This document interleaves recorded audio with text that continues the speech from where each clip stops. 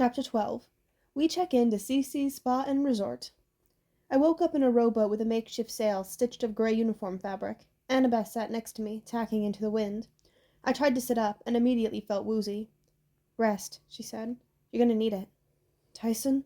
She shook her head. "Percy, I'm really sorry." We were silent while the waves tossed us up and down. "He may have survived," she said half-heartedly. "I mean, fire can't kill him." I nodded, but I had no reason to feel hopeful. I had seen that explosion rip through solid iron. If Tyson had been down in the boiler room, there was no way he could have lived. He'd given his life for us, and all I could think about were the times I'd felt embarrassed by him and had denied that the two of us were related. Waves lapped at the boat. Annabeth showed me some things she'd salvaged from the wreckage. Hermes' thermos, now empty, a Ziploc bag full of ambrosia, a couple of sailor shirts, and a bottle of Dr. Pepper. She'd fished me out of the water and found my knapsack, bitten in half by Scylla's teeth. Most of my stuff had floated away, but I still had Hermes' bottle of multivitamins, and of course I had Riptide. The ballpoint pen always appeared back in my pocket, no matter where I lost it.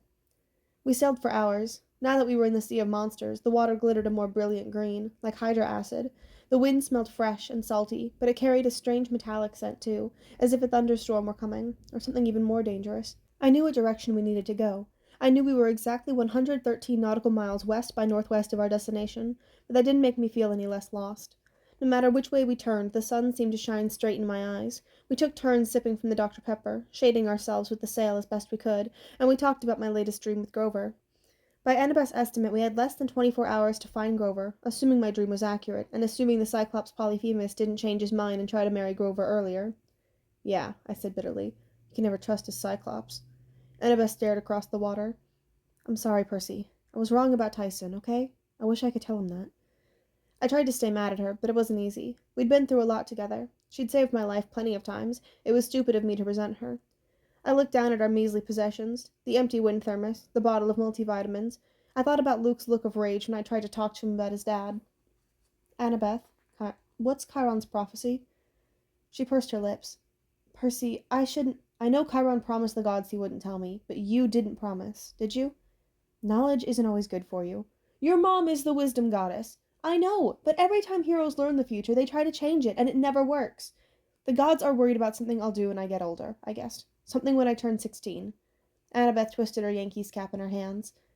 "Percy, I don't know the full prophecy, but it warns about a half-blood child of the big three, the next one who lives to the age of 16. That's the real reason Zeus, Poseidon, and Hades swore a pact after World War II not to have any more kids. The next child of the big three who reaches 16 will be a dangerous weapon. Why? Because that hero will decide the fate of Olympus. He or she will make a decision that either saves the age of the gods or destroys it." I let that sink in. I don't get seasick, but suddenly I felt ill. "That's why Kronos didn't kill me last summer." She nodded. "You could be very useful to him. If he can get you on his side, the gods will be in serious trouble. But if it's me in the prophecy, we'll only know that if you survive 3 more years. That can be a long time for a half-blood. When Chiron first learned about Thalia, he assumed she was the one in the prophecy. That's why he was so desperate to get her to safety. Then she went down fighting and got turned into a pine tree, and none of us knew what to think, until you came along." On our port side, a spiky green dorsal fin about 15 feet long curled out of the water and disappeared. "This kid in the prophecy, he or she couldn't be like a Cyclops?" I asked. "The big three have lots of monster children." Annabeth shook her head. "The oracle said half-blood. That always means half human, half god. There's really nobody alive who it could be, except you." "Then why do the gods even let me live? It would be safer to kill me." "You're right." "Thanks. A lot. Percy, I don't know. I guess some of the gods would like to kill you, but they're probably afraid of offending Poseidon. Other gods, maybe they're still watching you, trying to decide what kind of hero you're going to be. You could be a weapon for their survival, after all. The real question is, what will you do in 3 years? What decision will you make?" "Did the prophecy give any hints?" Annabeth hesitated. Maybe she would have told me more, but just then a seagull swooped down out of nowhere and landed on her makeshift mast. Annabeth looked startled as the bird dropped a small cluster of leaves into her lap. "Land," she said. "There's land nearby." I sat up. Sure enough, there was a line of blue and brown in the distance. Another minute and I could make out an island with a small mountain in the center, a dazzling white collection of buildings, a beach dotted with palm trees, and a harbor filled with strange assortment of boats. The current was pulling our rowboat towards what looked like a tropical paradise. "Welcome," said the lady with the clipboard. She looked like a flight attendant. Blue business suit, perfect makeup, hair pulled back in a ponytail. She shook our hands as we stepped onto the dock. With the dazzling smile she gave us, you would have thought we'd just gotten off the Princess Andromeda rather than a banged-up rowboat. Then again, our rowboat wasn't the weirdest ship in port. Along with a bunch of pleasure yachts, there was a U.S. Navy submarine, several dugout canoes, and an old-fashioned three-masted sailing ship. There was a helipad with Channel 5 Fort Lauderdale helicopter on it, and a short runway with a large jet, and a propeller plane that looked like a World War II fighter. Maybe they were replicas for tourists to look at or something? "Is this your first time with us?" the clipboard lady inquired. Annabeth and I exchanged looks. Annabeth said, "First time at Spa," the lady said as she wrote on her clipboard. "Let's see." She looked us up and down critically. An herbal wrap to start for the young lady, and of course a complete makeover for the young gentleman." "A what?" I asked. She was too busy jotting down notes to answer. "Right," she said with a breezy smile.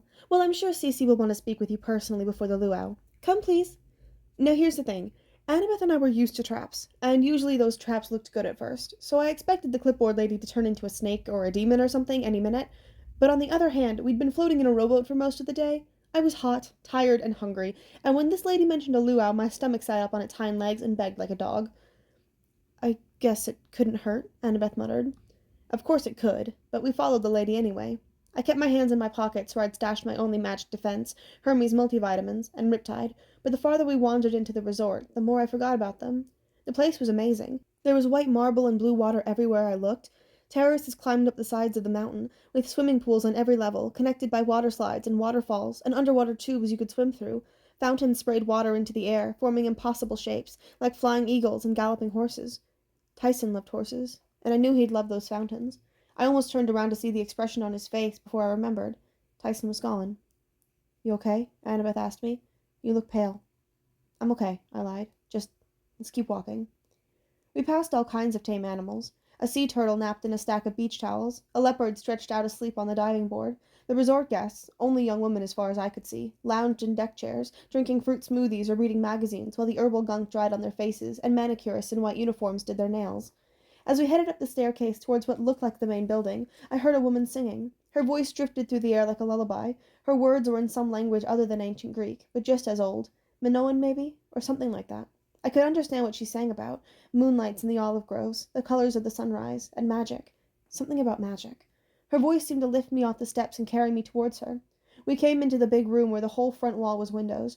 The back wall was covered in mirrors, so the room seemed to go on forever. There was a bunch of expensive-looking white furniture, and on a table in one corner was a large wire pet cage. The cage seemed out of place, but I didn't think too much about it, because just then I saw the lady who'd been singing. And whoa!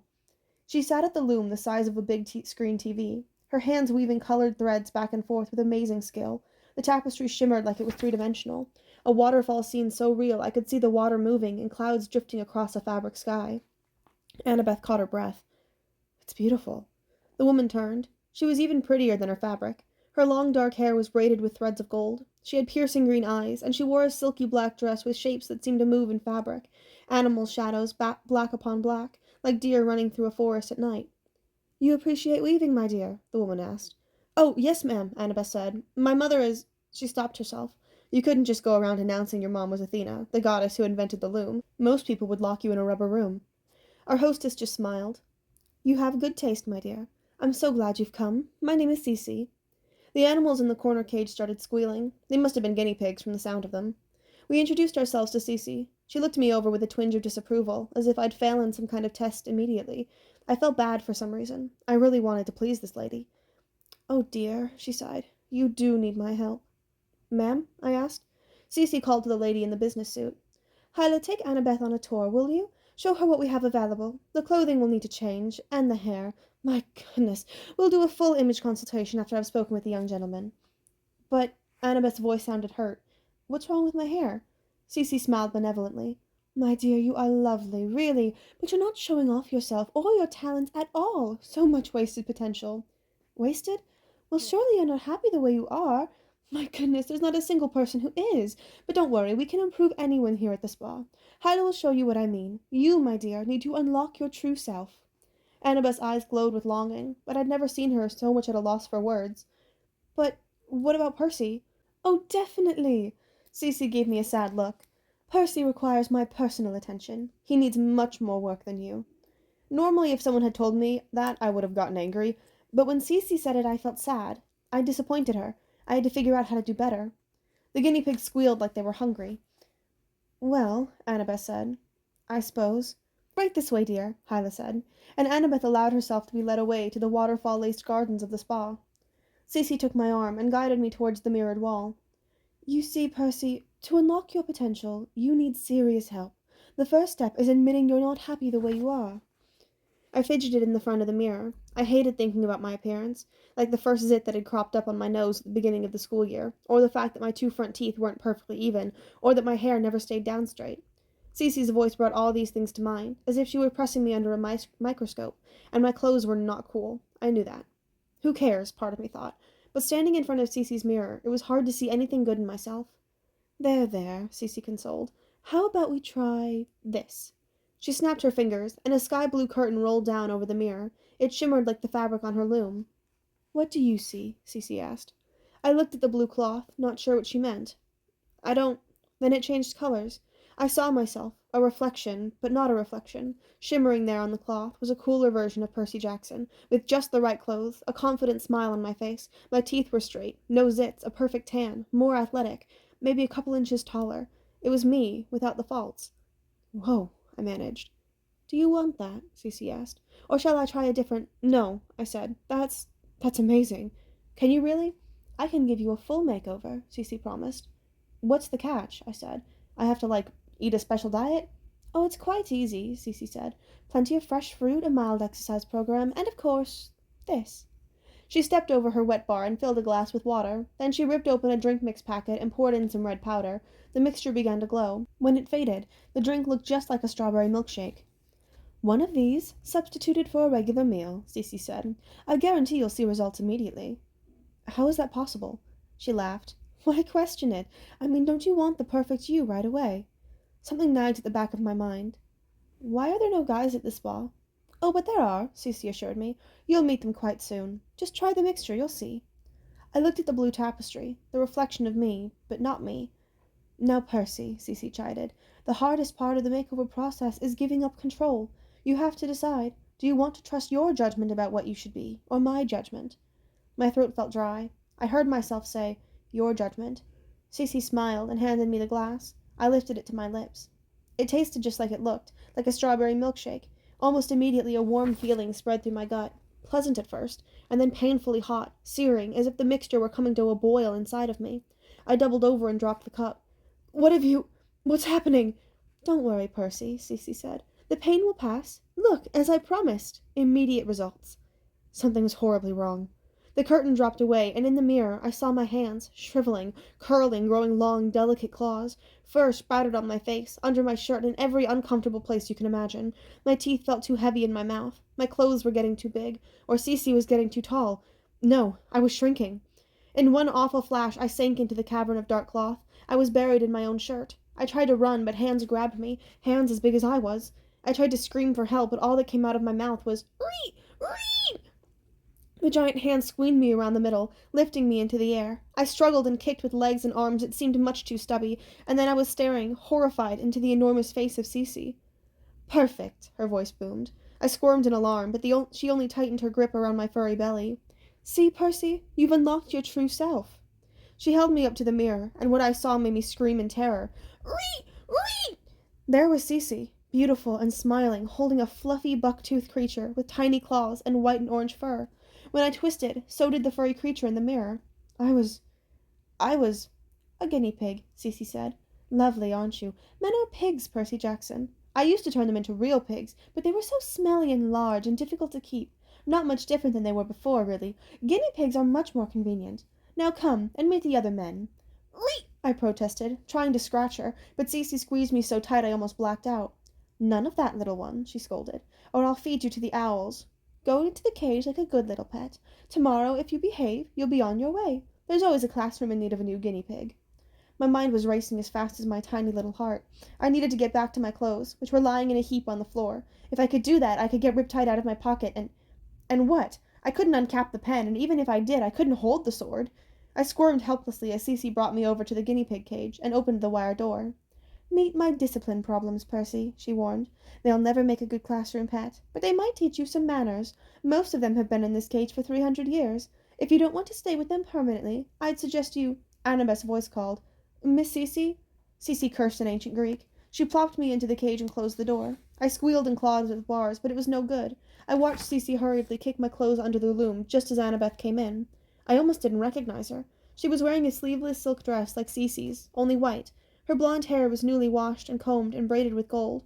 Worst of all, she was wearing makeup, which I never thought Annabeth would be caught dead in. I mean, she looked good. Really good. I probably would have been tongue-tied if I could have said anything except reet, but there was also something totally wrong about it. It just wasn't Annabeth. She looked around the room and frowned. Where's Percy? I squealed up a storm, but she didn't seem to hear me. Cece smiled. He's having one of our treatments, my dear, not to worry. You look wonderful! What do you think of your tour? Annabeth's eyes brightened. Your library is amazing. Yes, indeed, Cece said. The best knowledge of the past 3 millennia. Anything you want to study, anything you want to be, my dear. An architect? Ha, Cece said. You, my dear, had the makings of a sorceress, like me. Annabeth took a step back. A sorceress? Yes, my dear. Cece held up her hand. A flame appeared in her palm and danced across her fingers. My mother is Hecate, the goddess of magic. I know a daughter of Athena when I see one. We are not so different, you and I. We both seek knowledge. We both admire greatness. Neither of us needs to stand in the shadow of men. I don't understand. Again I squealed my best, trying to get Annabeth's attention, but she either couldn't hear me or didn't think the noises were important. Meanwhile, the other guinea pigs were emerging from their hutch to check me out. I didn't think it was possible for guinea pigs to look mean, but these did. There were half a dozen, with dirty fur and cracked teeth and beady red eyes. They were covered with shavings and smelled like they really had been here for 300 years, without getting their cage cleaned. Stay with me, Cece was telling Annabeth. Study with me. You can join our staff, become a sorceress, learn to bend others to your will. You will become immortal. But you are too intelligent, my dear, Cece said. You know better than to trust that silly camp for heroes. How many great female half-blood heroes can you name? Atalanta? Amelia Earhart? Ugh, men get all the glory. Cece closed her fist and extinguished the magic flame. The only way to power for women is sorcery. Medea, Calypso, now there were powerful women. And me, of course, the greatest of them all. You. Cece. Circe. Yes, my dear. Annabeth backed up and Circe laughed. You need not worry, I mean you no harm. What have you done to Percy? Oh, only helped him realize his true form. Annabeth scanned the room. Finally she saw the cage, and me scratching at the bars, all the other guinea pigs crowding around me. Her eyes went wide. Forget him, Circe said. Join me and learn the ways of sorcery. But your friend will be well taken care of. He will be shipped to a wonderful new home on the mainland. The kindergartners will adore him. Meanwhile, you'll be wise and powerful. You will have all you've ever wanted. Annabeth was still staring at me, but she had a dreamy expression on her face. She looked the same way I had when Circe enchanted me into drinking the guinea pig milkshake. I squealed and scratched, trying to warn her to snap out of it, but I was absolutely powerless. Let me think about it, Annabeth muttered. Just give me a minute alone to say goodbye. Of course, my dear, Circe cooed. 1 minute. Oh, and so you have absolute privacy. She waved her hand, and iron bars slammed down over the windows. She stepped out of the room, and I heard the locks on the doors click shut behind her. The dreamy look melted off Annabeth's face. She rushed over to my cage. All right, which one is you? I squealed, but so did all the other guinea pigs. Annabeth looked desperate. She scanned the room and spotted the cuff of my jeans sticking out from under the loom. Yes! She rushed over and rummaged through my pockets, but instead of bringing out Riptide, she found the bottle of Hermes multivitamins and started struggling with the cap. I wanted to scream at her that this wasn't the time for taking supplements. She had to draw the sword. She popped a lemon chewable in her mouth, just as the door flew open and Circe came back in, flanked by 2 of her business-suited attendants. Well, Circe sighed, how fast a minute passes. What is your answer, my dear? This, Annabeth said, and she drew her bronze knife. The sorceress stepped back, but her surprise quickly passed. She sneered. Really, little girl, a knife against my magic? Is that wise? Circe looked back at her attendants, who smiled. They raised her hands as if preparing to cast a spell. Run, I wanted to tell Annabeth, but all I could make were rodent noises. The other guinea pigs squealed in terror and scuttled around the cage. I had the urge to panic and hide too, but I had to think of something. I couldn't stand to lose Annabeth the way I'd just lost Tyson. What will Annabeth's makeover be? Circe mused. Something small and ill-tempered. I know. A shrew. Blue fire coiled from her fingers, curling like serpents around Annabeth. I watched, horror-struck, but nothing happened. Annabeth was still Annabeth, only angrier. She leapt forward and struck the point of her knife against Circe's neck. How about turning me into a panther instead, one that has claws at your throat? How? Circe yelped. Annabeth held up my bottle of vitamins for the sorceress to see. Circe howled in frustration. Curse Hermes and his multivitamins. Those are such a fad. They do nothing for you. Turn Percy back to a human or else, Annabeth said. I can't. Then you asked for it. Circe's attendant stepped forward, but their mistress said, Get back. She's immune to magic until that cursed vitamin wears off. Annabeth dragged Circe over to the guinea pig cage, knocked the top off, and poured the rest of the vitamins inside. No! Circe screamed. I was the first to get a vitamin, but all the other guinea pigs scuttled out too, and checked out this new food. The first nibble, and I felt all fiery inside. I gnawed at the vitamin until it stopped looking so huge, and the cage got smaller. Then suddenly, bang! The cage exploded. I was sitting on the floor, a human again, somehow back in my regular clothes, thank the gods, with 6 other guys who all looked disoriented, blinking and shaking wood shavings out of their hair.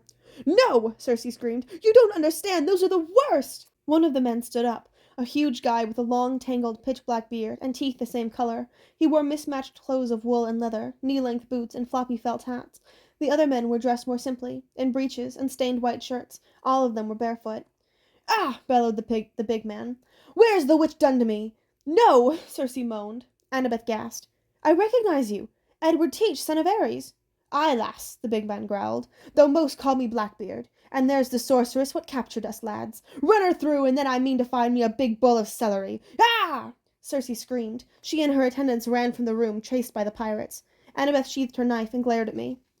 Thanks, I faltered. I'm really sorry. Before I could figure out how to apologize for being such an idiot, she tackled me with a hug, then pulled away just as quickly. I'm glad you're not a guinea pig. Me too. I hope my face wasn't as red as it felt. She undid the golden braids in her hair. Come on, seaweed brain, she said. We have to get away while Circe's distracted. We ran down the hillside through the terraces, past screaming spa workers and pirates ransacking the resort. Blackbeard's men broke the tiki torches for the luau, threw herbal wraps in the swimming pool, and kicked over tables of sauna towels. I almost felt bad letting the unruly pirates out, but I guess they deserved something more entertaining than the exercise wheel after being cooped up in a cage for 3 centuries. Which ship? Annabeth said, as we reached the docks. I looked around desperately. We couldn't very well take our rowboat. We had to get off the island fast. But what else could we use? A sub? A fighter jet? I couldn't pilot any of those things. And then I saw it. There, I said. Annabeth blinked. But I can make it work. How? I couldn't explain. I just somehow knew an old sailing vessel like this was the best bet for me. I grabbed Annabeth's hand and pulled her towards the 3-mast ship. Painted on its prow was the name that I could only decipher later. Queen Anne's Revenge. Ah! Blackbeard yelled somewhere behind us. Those scallywags are aboard me vessel! Get 'em, lads! We'll never get going in time, Annabeth yelled as we climbed aboard. I looked around the hopeless maze of sails and ropes. The ship was in great condition for a 300-year-old vessel, but it would still take a crew of 50 several hours to get it under way. We didn't have several hours. I could see the pirates running down the stairs, waving tiki torches and sticks of celery. I closed my eyes and concentrated on the waves lapping against the hull, the ocean currents, the winds all around me. Suddenly, the right word appeared in my mind. Mizzenmast! I yelled. Annabeth looked at me like I was nuts, but in the next second the air was filled with a whistling sound of ropes being snapped taut, canvases unfurling, and wooden pulleys creaking. Annabeth ducked as a cable flew over her head and wrapped itself around the bowsprit. Percy, how? I didn't have an answer, but I could feel the ship responding to me as if it were part of my body. I willed the sails to rise as easily as if I were flexing my arm. I willed the rudder to turn. The Queen Anne's Revenge lurched away from the dock, and by the time the pirates arrived at the water's edge, we were already underway, sailing into the sea of monsters.